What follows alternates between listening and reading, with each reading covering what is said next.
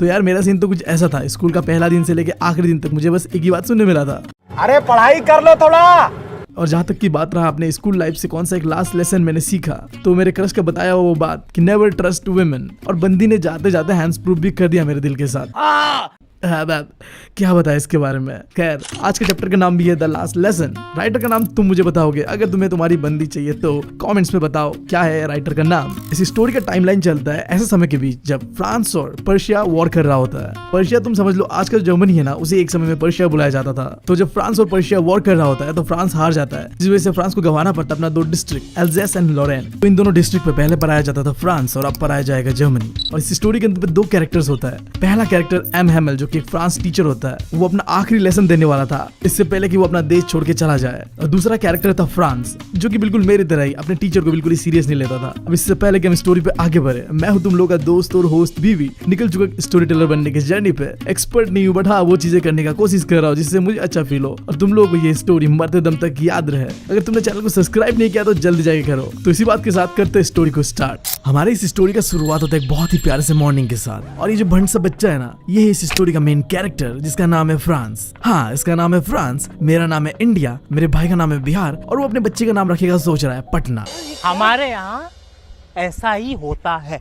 Scene कुछ ऐसा होता है, हमारा भाई फ्रांस स्कूल जाने के लिए हो रहा होता है सुबह सुबह लेट, और ऊपर से वो बहुत ज्यादा घबरा रहा होता है कि उसका जो टीचर होता है ना एम हेमल, जो कि बहुत ही खतरनाक और खरूस टीचर होता है, वो हमारे भाई को सवाल पूछने वाला था पार्टिसिपल्स के बारे में। और हमारा भाई भी लाइक अबे मुझे क्या पता, मुझसे पूछे जा रही है बार। उसे पार्टिसिपल्स का ए तक नहीं आता था, तो उसके दिमाग में एक ख्याल आता है क्यों ना बंक मार दिया जाए। एक तो ऐसे ही आज का मौसम इतना बढ़िया है, ऊपर से जो बगल में जंगल था ना वहाँ पे बहुत सारी चिड़िया चू चू चू कर रहे थे, और आगे एक ओपन फील्ड था जहाँ पे पर्शियन आर्मी कर रहा था ड्रिल। तो हमारा भाई सोचने लग गया क्या यार पार्टिसिपल सीखना, इससे अच्छा तो यार ये सब देख लेता हूँ, ये ज्यादा मजेदार है। बट फिर उसे याद आता है कि आज अगर मैं स्कूल नहीं गया ना तो कल मेरा एमएमएल पक्का मार लेगा। तो अपने बहते हुए इमोशन को रोकता है और स्कूल की ओर दौड़ता है। अब रास्ते में उसे दिखता है टाउन हॉल के पास एक बुलेटिन बोर्ड। कुछ लोग वहाँ पे खड़े होकर उस बुलेटिन बोर्ड को पढ़ रहे थे। अब अगर तुम लोग को थोड़ा भी आइडिया नहीं है कि ये बुलेटिन बोर्ड है क्या, तो मैं बताऊं उस समय में ना यार इंस्टाग्राम नहीं हुआ करता था, तो किसी भी चीज का गर्मा गर्म खबर जो होता था वो ऐसे ही बोर्ड पे छपता था। अब हमारे स्टोरी में आखिरी 2 सालों से जो भी बैड न्यूज आता था ना फ्रांस और पर्शिया के वॉर के रिलेटेड, वो सारे यही पे छपता था। लाइक बैटल कौन हार रहा है, कुछ नए ऑर्डर्स ऊपर से रिलीज हुआ, या फिर कोई कमांडिंग ऑफिसर ने कुछ कहा, ये सारी चीजें। अब हमारे भाई का हो रहा था स्कूल लेट, तो वो एक तक देखता है एंड देन आगे बढ़ पड़ता है।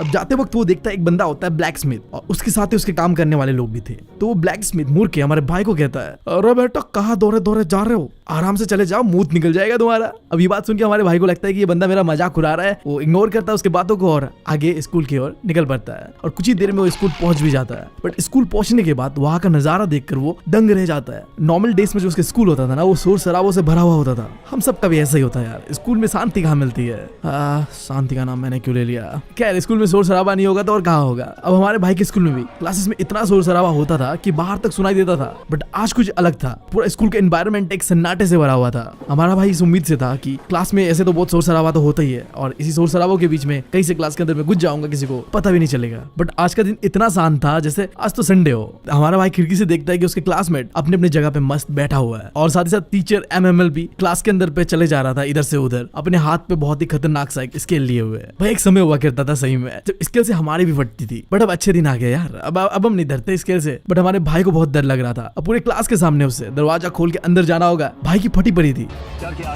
बट जब भाई ने एंटर करा क्लास के अंदर पे तो ऐसा कुछ हुआ नहीं जैसा उसने सोचा था। एमएमएल ने बड़े प्यार से उसे कहा, फ्रांस जाकर अपने सीट में बैठो, हम तुम्हारे बिना ही क्लास स्टार्ट करने वाले थे। भाई हमारा दौड़े दौड़े जाके अपने सीट पे जाके बैठता है, और वो नोटिस करता है कि आज हमारा खडूस टीचर एमएमएल कुछ अलग दिख रहा है। उसने ग्रीन कोट पहना हुआ था और एक फैंसी से शर्ट पहना हुआ था और अपना ब्लैक कैप पहना हुआ था। अब हमारा भाई सोच रहा था कि हमारे एमएमएल सर तो ऐसे ड्रेसेस तभी पहनता है जब कुछ स्पेशल ओकेजन होता है, लाइक कोई एनुअल फंक्शन हो गया या प्राइज डिस्ट्रीब्यूशन करना हो। बट आज तो ऐसा कुछ खास दिन नहीं था, फिर आज क्यों। अब ये सोच ही रहा होता है कि वो और सरप्राइज हो जाता है अपने पीछे देखकर। नॉर्मली उसके क्लास के अंदर का जो बैक बेंचेस है ना वो खाली रहता था। हाँ क्योंकि उसके क्लास में ना ये बैक बेंचर नाम का जो प्रजाति है ना वो एग्जिस्ट ही नहीं करता है। आई डोंट नो क्यों, मतलब एक ऐसा क्लास जहाँ बैक बेंचर ही नहीं है, ऐसा कैसे हो सकता है यार। बट आज क्लास के उस बैक बेंचेस पे गांव के कुछ बूढ़े बूढ़े लोग आके बैठे हुए थे। अब कौन कौन लोग पीछे बैठे हुए थे, एक बंदा था जिसका नाम था ओल्ड हाउसर, जिसने एक ट्रायंगुलर शेप का टोपी पहना हुआ था। दूसरा था एक फॉर्मर मेयर और एक फॉर्मर पोस्ट मास्टर। इसके अलावा भी कई सारे लोग थे वहाँ। उन सबको देख के लग रहा था कि वो सारे के सारे बहुत दुखी है। स्पेशली हमारा ओल्ड हाउसर, पता नहीं उसे किस बात का इतना दुख था। उसने अपने हाथ पे एक किताब पकड़ा हुआ था जिसका नाम था old primer. I don't know क्या है ये, शायद कोई रीडिंग करने वाला फ्रांस का किताब होगा। बंदे ने चश्मे पहना हुआ था, हाथ में किताब धरा हुआ था और बहुत ज्यादा दुखी था। अब हमारा भाई ये समझने की कोशिश कर ही रहा होता है कि क्लास के अंदर पे ये हो क्या रहा है। तभी एमएमएल अपने चेयर से उठता है एंड बहुत ही प्यार से कहता है, मेरे बच्चों आज तुम लोग का आखिरी फ्रांस लेसन है जो मैं तुम लोग आज पढ़ाऊंगा। ऑर्डर आया बर्लिन से कि एल्जेस एंड लोरेन के सारे स्कूलों पे अब पढ़ाया जाएगा जर्मन लैंग्वेज। कल से तुम्हारा जर्मन टीचर आ जाएगा। ये तुम सबका आखिरी फ्रांस लेसन है। मैं चाहता हूँ कि तुम सब ध्यान से इस आखिरी क्लास को अटेंड करो। अब ये बात सुनकर हमारा भाई फ्रांस रियलाइज करता है कि उसने जो बुलेटिन बोर्ड पे न्यूज देखा था वो पक्का इसी बारे में था। अब भाई हमारा गुस्सा हो रहा था उन लोगों के ऊपर जिन्होंने ये ऑर्डर दिया है। वो अपने आप से ही सवाल करता है, मेरा आखिरी फ्रांस लेसन, बट मुझे ढंग से लिखना तक नहीं आता है अपने पास्ट के एक्शंस को लेके कि कैसे उसने क्लास बंक करा, जब पढ़ना आता तब पढ़ा नहीं, खेल मस्ती करा। उसके सारे बुक्स जो कि एक समय में उसे बोझ लगता था आज उसे एक पुराने दोस्त की तरह लग रहा था जिसे वो खोना नहीं चाहता था। भाई हमारा बहुत सैड फील करता है, यहाँ तक कि वो ये भी भूल गया था कि हमारे मास्टर जी का बीपी और स्केल कितना हाई है। अब उसे ये भी समझ आया कि गाँव के लोग जो पीछे बैठे हुए वो क्यों बैठे हुए। भाई साहब वो एक समय के बैक बेंचर्स होते होंगे इसीलिए आके बैठे हुए हैं। जोक्स अपार्ट, सीरियसली मत लेना। वो सारे के सारे लोग इसलिए आए हुए थे कि वो हमारे मास्टर को थैंक यू करना चाहते थे जो 40 साल हमारे मास्टर जी ने ईमानदारी से अपना ड्यूटी निभाया और साथ ही साथ वो रेस्पेक्ट शो कर रहे थे अपने कंट्री के लिए जिसे अब उन्होंने खो दिया था। अब जो हमारा भाई फ्रांस ख्यालों में खोया हुआ था कि ये क्लास में चल के आ रहा है, तभी अचानक से उसका नाम बुलाया जाता है। समय आ चुका था हमारे भाई का पार्टिसिपल्स बोलने का। अब हमारा भाई मन ही मन सोच रहा होता है कि आज तो सर को इम्प्रेस कर देना है। ऐसे फर्राटेदार पार्टिसिपल सर को सुनाऊंगा ना, सर अपनी बेटी का हाथ ही मुझे दे दे इम्प्रेस होकर। अरे शर्म नहीं आता आपको?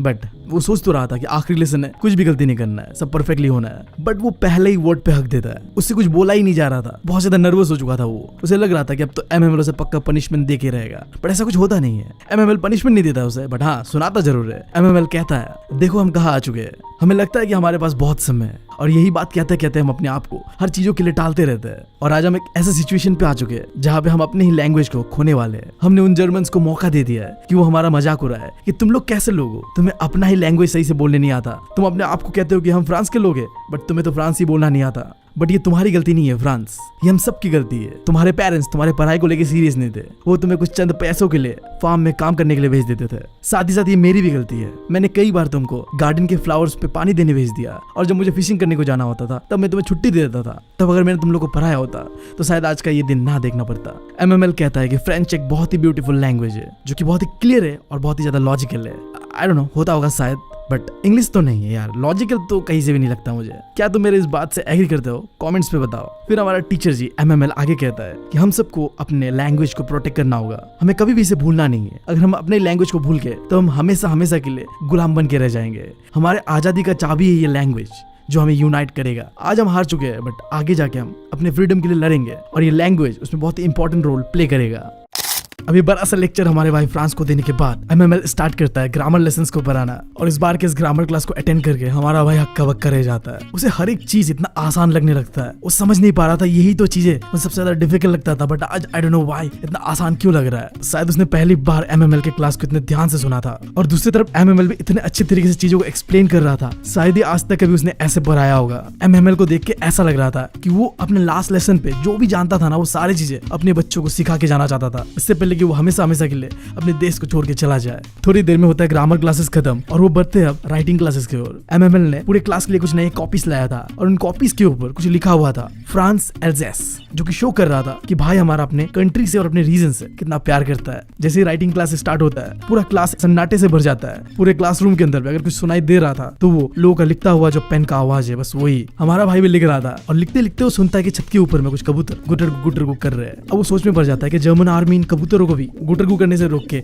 जर्मन बोलने देंगे क्या, जैसे वो हमारे साथ कर रहे हैं। इस बीच जब भी हमारा भाई फ्रांस एमएमएल की ओर देखता था ना, वो पूरा क्लास के अंदर पिक्चर पे ऐसे बैठा हुआ था जैसे वो जिंदा लाश की तरह हो। वो बंदा अंदर से टूटा हुआ था। उसने अपना 40 साल इस क्लासरूम के अंदर बिताया था। इन 40 सालों में हो सकता है क्लास के अंदर के डेस्क बेंचेस पुराने हो गए, गार्डन में एक वॉलनट ट्री लगाया गया था वो भी बड़ा हो चुका है, बट कुछ खास बदला नहीं था यहाँ। 40 सालों से हमारा टीचर जी इसी जिंदगी को जी रहा था, बट अब उसे ये सारी चीज छोड़कर जाना पड़ेगा। एमएमएल का जो सिस्टर होता है उसने तो पैकिंग भी स्टार्ट कर दिया था क्योंकि उन्हें कंट्री छोड़ना था, तो जो जो चीज उन्हें चाहिए था वो सब पैकिंग करा जा रहा था, क्योंकि अगली सुबह उन्हें निकलना था। और इतने सारी चीजें होने के बावजूद भी MML अपना आखिरी लेसन देने आया हुआ था आज। थोड़ी देर में राइटिंग क्लासेस भी खत्म होता है एंड बढ़ते वो लोग हिस्ट्री क्लास की ओर। और इसी बीच घंटा बजता है चर्च का, समय हो रहा था 12 o'clock और उसी समय पर्शियन आर्मी स्कूल के बगल से ड्रिलिंग करते हुए जा रहा था। और ये सारी चीजें हमारा भाई विंडो से देख रहा था। क्लास बस खत्म होने ही वाला था, बट वो जो बैक बेंचेस पे कुछ लोग बैठे हुए थे ना, उनमें से एक ओल्ड हाउसर अपना चश्मा पहनता है, खड़ा होता है और उसके हाथ पे जो बुक था ओल्ड प्राइमर, उसे वो रीड करना स्टार्ट करता है। वो जोर जोर से हर एक वर्ड को रीड कर रहा था। सबको देख के पता चल रहा था कि वो रो रहा है। उसके वॉइस पे भी वो इमोशन दिख रहा था कि बंदा यार बहुत दुखी है हमारे सर जी के लिए। पूरा का पूरा क्लास ओल्ड हाउसर को ऐसे पढ़ते हुए देख के